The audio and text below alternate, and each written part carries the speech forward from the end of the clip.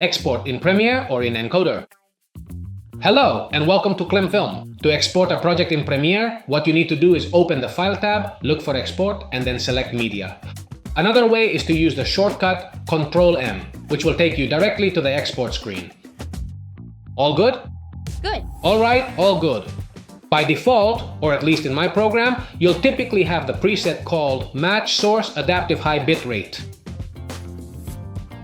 Basically, this means the video will have an adaptive high bitrate and all the settings will match the source file.